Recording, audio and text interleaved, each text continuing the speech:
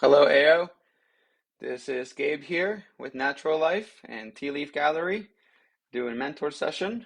I hope everyone is having an awesome end of the year. Holidays are going great. Hope you're getting to spend your time with family and friends, and all that good stuff. It's that awesome time of year when everyone is in a good mood and gifting and spending time together. I just got back from spending time with my parents, with my kid and wife and my parents. So they're grandparents, and it was an awesome few days there during Christmas. So I'm happy to be back and getting a little bit of work done here in between before spending some more family time here for the New Year's. For today's mentor session, I only got 4 questions, so not too long, but some of these I actually got good feedback for, so I'm excited. The first question today is going to be by Kyle Elder, and Kyle Elder is asking, when hiring, how do I determine if I should pay salary versus hourly? Kyle has a small athletic training facility, working at previous gyms and hiring trainers at previous gyms.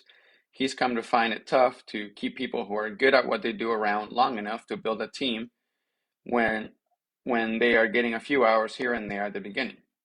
Would supplementing their pay with front desk, cleaning, etc. be a way to keep them around? What are the pros and cons of salary versus hourly structure? So I see 2 questions in there. So to answer the main question here, the salary versus hourly, I'd say that when you have somebody on salary, you're paying them to do a set of deliverables. When you have somebody on hourly, you're paying them for their presence. So think about what you want to pay them for, and that'll probably help you decide that. If you want to pay them to be there certain times, then put them on hourly. If you want them to deliver a set of duties or responsibilities, or as I call deliverables, and you don't care when they are done, but you just care that they're done, then you probably want to pay them salary. I have employees that get paid salary that have a list of things they're responsible for. And if they spend 10 hours a week on them or they spend 50 hours a week on it, I don't care. I just want this to be done to the standards that I asked for.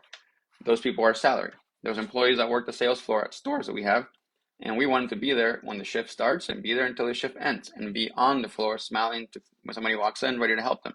So we pay them for their presence. So we pay them hourly. That is how I would determine. And then that small question at the end about, supplementing more hours with office desk or front desk. If you have them on hourly, then that's something I would disclose as a perk of the job. I wouldn't throw a curveball at them and be like, oh, here's some office work for you if you didn't sign up for this. But I would say, hey, while we're building your schedule, while we have limited training hours for you, we can supplement some of your hours with additional front desk work or cleaning around the gym, if you like, and that way we can help you. Have a full hourly week, right at the beginning, and that's just like a perk if you want to take it, and that would just be open at the beginning like that. But I would consider just paying somebody a fixed pay per client that they're seeing, so that the number of clients affect their pay, and the more clients I have, the more they get paid. And it doesn't matter how much time they spend with the client, as long as they're fulfilling whatever duties they have to fulfill with that client. And that's how my wife has a speech therapy business, and she has therapists, and she pays them every time they see a client. So depending on how many clients they see a week is how much they get paid that week. So that could be a similar structure for somebody like this. All right, so that's all I got for you, Kyle. Hopefully that helps. Eric Blandino. Hey, Eric. How you doing, man? Eric here's got a rat exclusion service. I'm familiar with his business. And his question is, what are some great ideas to recognize team members for their work and also incentivize them to go above and beyond for the business when needed? Some business background is they're a rat exclusion service. The business is giving people their homes back from invasion of rats. Our field techs do the work, clock in and clock out.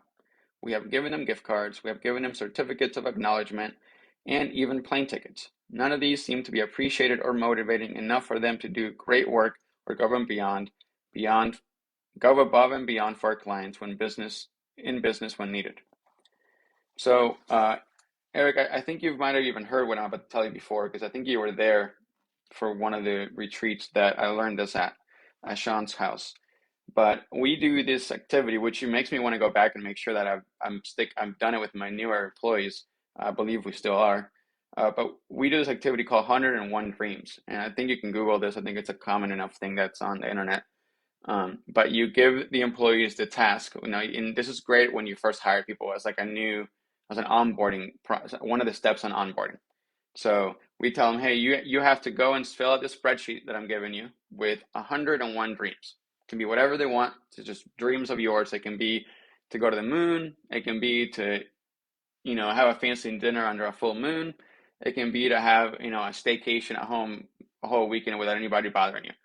It could be anything. It can to eat chocolate lollipops on Sunday, but you have to come up with 101 dreams. So the first 10, 20, 30 of them are pretty extravagant stuff that everybody thinks about all the time. Whatever I want to have a red Ferrari.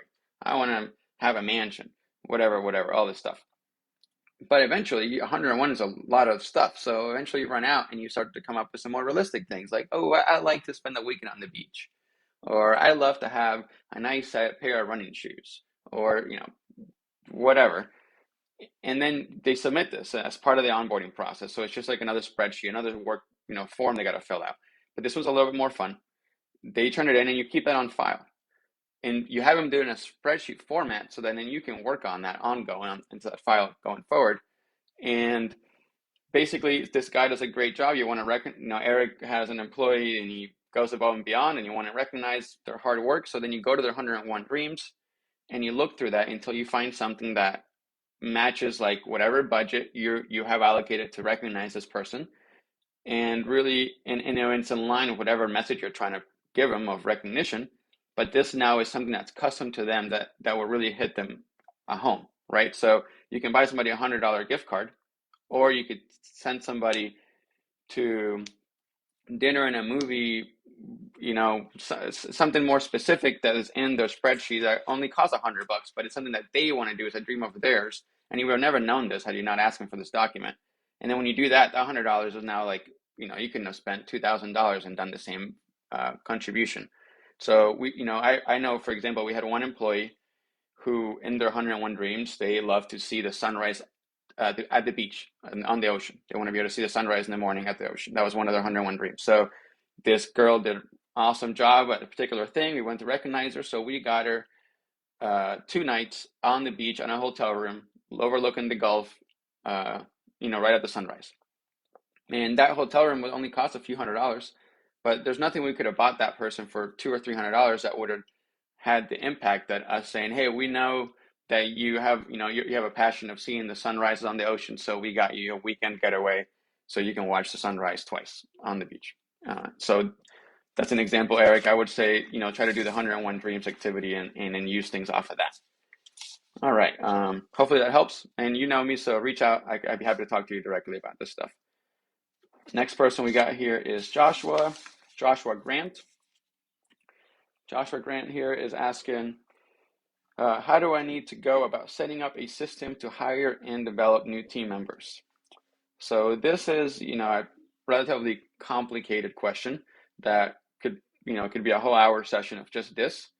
And it is something that I'm still working on every day, and most people are. But the simple, straight up forward to this is the first thing you need to do before you can really hire somebody or train him to a system that's consistent to everybody else. Oh, sorry, and your business description and background question, I forgot this, I skipped that part. Joshua says, I have a welding and fabrication business. We specialize in handrails, but have been getting a lot of other custom job work. I have 2 other people on the team, and the workload is starting to overload us. Where I live, it is difficult to find skilled workers. I am more than willing to teach the people that they want to be part of my team, but I just want to do it in a way that I'm confident. So I just, definitely start with some simple systems and processes like, shop opening checklist, closing checklist, safety checklist, safety procedures, how to use, over every major power tool in your shop, how to close it, start it, how to use it safely, if you should be wearing goggles, all that good stuff. That's the basics. You should start with that before you even bring anybody new into the whole space. Get everybody caught up with that stuff. And then because it sounds like you can't just hire a welder that can just step in and do the job, you need to train somebody how to be a welder. I would consider maybe you offering some kind of apprenticeship program or something where you bring somebody in and they're kind of like the shop person, and for 6 months you work as an apprentice to one of our shop or one of our skilled workers, and they learn the trade by literally being your assistant and your helper for X amount of time, with a guarantee that if you can work as a helper for 6 months or 12 months or whatever the time is, and you don't get fired and you do a good job and you know exceed expectations, then we will guaranteed hire you at this set salary for a minimum of this much time. And so then they have to commit themselves to learning the trade with the exchange that they'll get hired. And then somewhere in there, you have to have some no compete documents that say that, you know, if I train you, you don't just leave and go work for the other guy. Maybe there's some kind of time frame from when they graduate from your training before they're able to work at a different welding shop. But I would consider doing something like that where you're not going to invest your time into training somebody and then they're just going to walk away and start their own business. They're not going to be able to do that, and then they're already kind of set up to graduate into your team.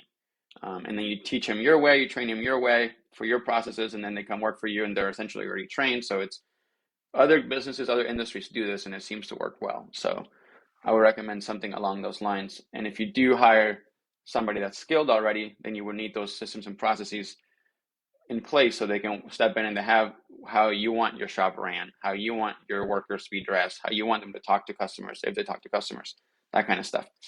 So that's my feedback for you, Josh. Hopefully that helps. Again, reach out if you have any questions or you want to talk about it farther. I don't have a welding shop. It's a little bit different than the industry I'm in, but that's just basic systems and practices that I've seen at other similar businesses.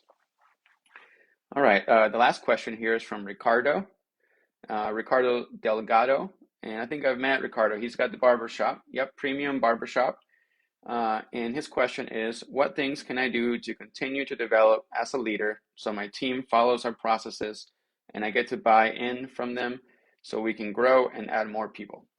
So he wants to know what things he can do to grow, to develop and grow as a dealer, as a leader, so that his team seems to be buying his system and processes, and then they can grow together.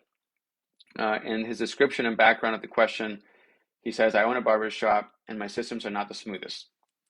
I think that's the same thing you said to me last time I talked to you in person a few months ago. It's funny. He said, I have two barbers and me, and one of them isn't using the online platform that we provide. I want everybody to be on the same page. I admit that I made the mistakes by hiring anybody and allowing direct numbers to the customers, but now I see this isn't working. I'm still hiring and I need to follow the same system straightforward with everyone. I need help knowing how to set up things so I can start people the same way and train them the same way. So a bunch of questions here, and this is also could be a pretty long conversation, but some basics here is for the guys that you already have today. They gotta hear your vision. They gotta understand your vision. They gotta see your vision. They gotta see and really be on board with you why we're doing this, because nobody likes change. I deal with this all the time when we change our ways and then employees hate it. They're not gonna, whatever you do and you change it, they're probably not gonna like it at first, at least. It doesn't matter what it is, because you're just changing what their comfort zone. You're pulling them out of the comfort zone and putting them in something else and telling them to do something different. So the only way this really makes it possible is for them to buy in why, like why we're doing it. Like they have to believe that if we do this, then better things will come. So if I start using this dumb online platform that he wants me to use that I hate using, I will get more clients. If I get more clients, I'll make more money. If I make more money, I'm happier. So therefore, I guess I'll use the online platform. But I have to get that in my head that the end result is something that I like. Or maybe it's, something bigger long term, like, if I start buying into these systems and I start using these systems and we create a standard process and I start using this platform that I hate using and I start doing all these things that I used to not do and now they want me to do, we'll be able to scale this thing. And if we can scale this thing, I'll be able to manage my own location one day, and Ricardo will manage his location, and the other barber we have today will manage another one. And we'll have 3 locations, and the 3 of us will run a location each. But the only way we'll ever get there is if we start using these systems, such as this online platform, so that we can scale. And as much as I hate using them, I like the idea of making more money. I like the idea of having my own barbershop to manage. I like the idea of, growing and being somewhere better than I am today. So therefore, the way to get there is through this system. So get them to buy in on that. That's the best way to do it, the easiest way to do it. If not, you're just going to be barking orders. they're going to be pushing back on those orders, and it's going to be a never-ending fight. Um, and keep in mind that a lot of people just don't like change. So accept that eventually, if the people won't change, don't like change, are against it, then maybe they need to be replaced by people that do accept change or are willing to take on the new ways. That's happened before with my businesses too. 80% are take the new ways and adapt to the new ways, and 20% have to be, replaced with somebody that are willing to go along the new ways. Obviously, same as I mentioned to the previous question on the welding shop, make sure that you do have some simple processes and systems in place at your barbershop already. Just as simple as like, how do you open this place up? How do you close this place down? How do you greet a customer that walks to the front door? How do you clean your station when you're done at the end of the day? How do you dress? How do you say bye to your customer when he leaves? What kind of things do you have to say to them when they're checking out? You know, I mean, really break it all down from the moment the customer pulls into your parking lot to the moment they get back into their car. Their whole experience should be mapped out, and and provide as much guidance as possible along the way, so your staff, is essentially following a script. And if they hate the idea of having to follow a script, goes back to get them to buy in on the vision. If we follow a script, then we can later train people how to follow the script, and then you can elevate and you can oversee the whole barber shop following the script. But we got to start by following the script. So that's the best thing I got for you. This is something that I'm no expert at. We are working on ourselves every day. But to be scalable, you need structure. That's the name of the game. If you want to get bigger, you want to have multiple locations, sounds like you do, then at least you're asking the right questions. Thanks, guys. Hope I was of assistance. Everyone have a happy new year, happy holidays, and enjoy the rest of your day. Thank you.